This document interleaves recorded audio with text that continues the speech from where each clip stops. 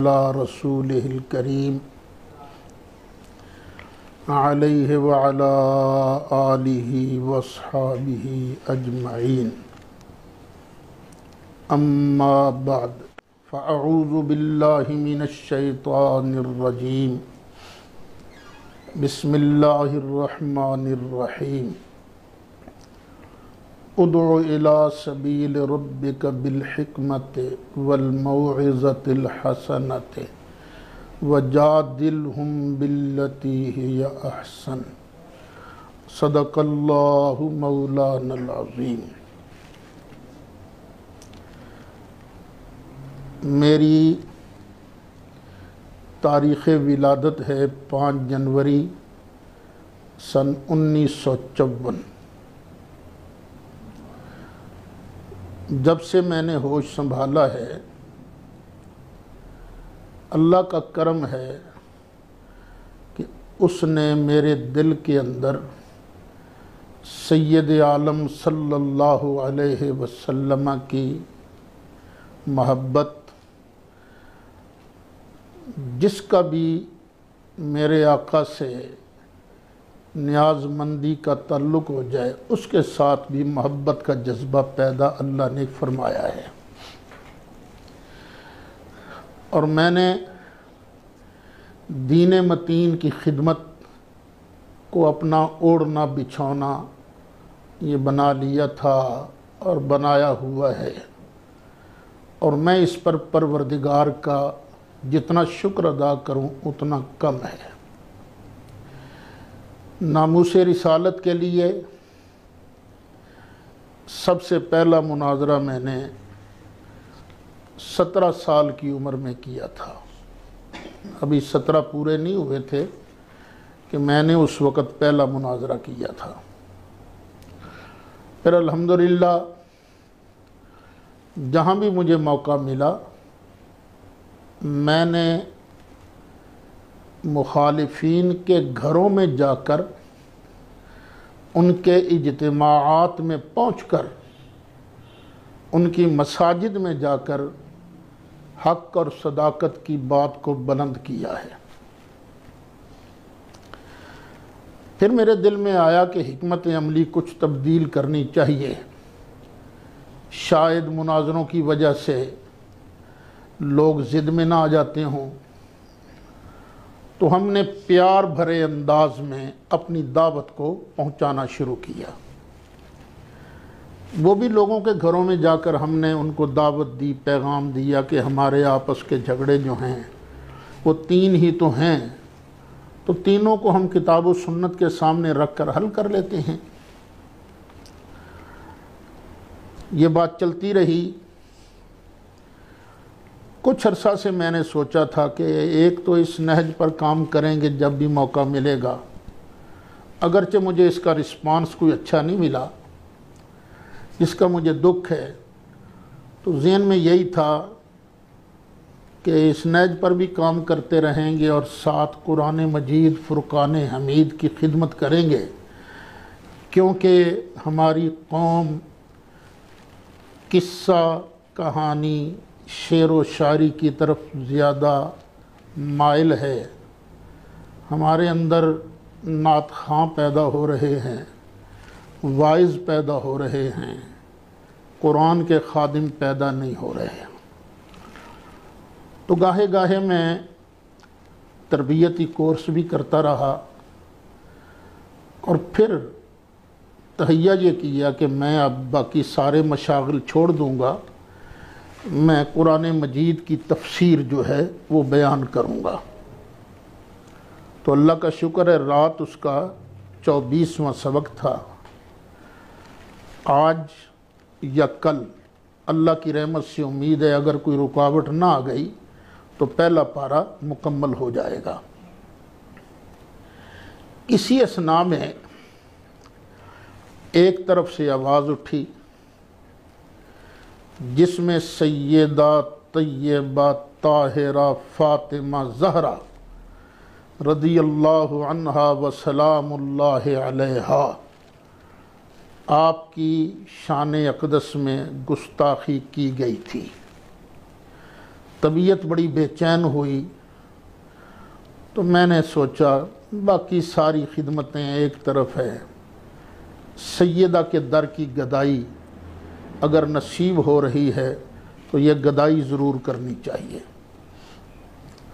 تو جس صاحب نے یہ الفاظ کہے تھے کہ جب فدق مانگ رہی تھیں سیدہ اس وقت خطا پر تھیں، 2 مرتبہ یہ الفاظ کہے انہوں نے، تو پھر ان کو میں نے دعوت دی، دعوت اصلاح دی۔ ان کی طرف سے اگرچہ سخت جملے بھی بیان ہوئے لیکن پھر بھی میرا یہی ارادہ رہا کہ اللہ کرے وہ حق بات کو قبول کر لے۔ لیکن اب مجھے نظر یہی آ رہا ہے کہ ان کے دل پر شاید مہر لگ چکی ہے۔ ایک غلطی کے بعد، ایک گناہ کے بعد دوسرا گناہ ہو جانا اس بات کی دلیل ہوتی ہے کہ پہلی غلطی معاف نہیں ہوئی۔ تو یہ بندہ جب غلطی پر غلطی کرتا چلا جاتا ہے تو لگتا ہے یہ اللہ کی توفیق سے بندہ محروم ہو چکا ہے۔ تو یہ موصوف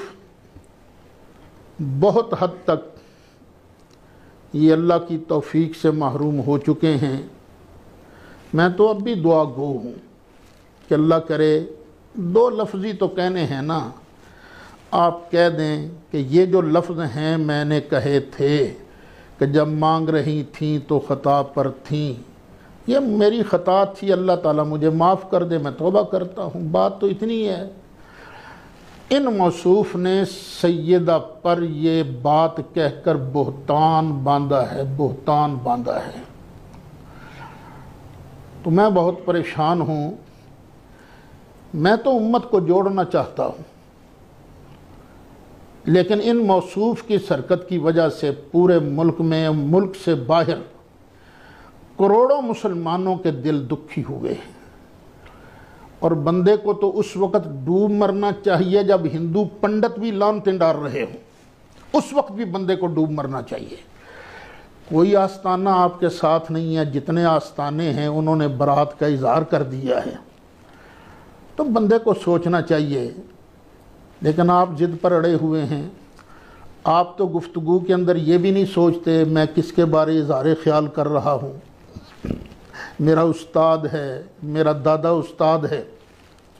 جو آدمی اپنے بڑوں کا حیا نہیں کرتا، جو آدمی اپنے اساتذہ کا حیا نہیں کرتا، اس کا مطلب یہ ہوتا ہے کہ اس سے توفیق چھن گئی ہے، نیکی کی توفیق چھن گئی ہے۔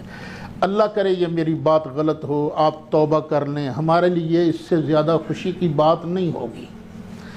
آپ توبہ کر لیں، نہیں تو میری بات ہوئی ہے آستانہ عالیہ علی پور شریف کے سجادہ نشین حضرت پیر سید منور حسین شاہ صاحب جماعتی زیدہ مجدہ سے۔ تاریخ آپ بتاؤ گے، وقت آپ بتاؤ گے۔ ان کی سرپرستی میں لاہور پہنچوں گا، جہاں وہ فرمائیں گے وہاں میں پہنچوں گا۔ اور مجھے وہ فرما رہے تھے کہ اسد صاحب آپ اکیلے نہیں ہیں، پاکستان کے جتنے آستانے ہیں، وہ نام بھی لے رہے تھے، وہ سارے آپ کے ساتھ کھڑے ہیں، سارے آپ کے ساتھ کھڑے ہیں۔ تو یہ تو میرے لیے اعزاز کی بات ہے، صرف آستانوں کی بات نہیں۔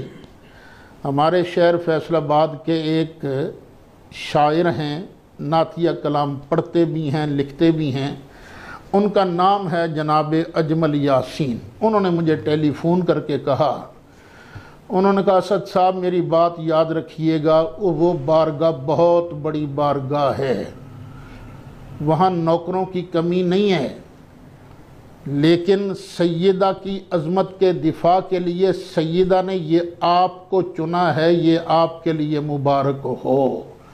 تو میں تو سیدہ کے در کی گدائی کے لیے پیر سید منور حسین شاہ صاحب کی سرپرستی میں لاہور آ رہا ہوں۔ تاریخ آپ نے بتانی ہے، تو جب آپ تاریخ بتا دیں گے تو جگہ ہم بتا دیں گے کہ آپ نے فلاں جگہ آنا ہے. ہو سکتا ہے ہم کسی ہوٹل میں انتظام کر لیں، غیر جانبدار جگہ ہے، تو آپ بتائیں گے کتنے بندے آپ کے ہوں گے، کتنے بندے ہمارے ہوں گے، تو اس پر گفتگو بھی ہو سکتی ہے، کمی بیشی بھی ہو سکتی ہے. لیکن پہلی بات کی ترجیح ہم آپ کو دیں گے.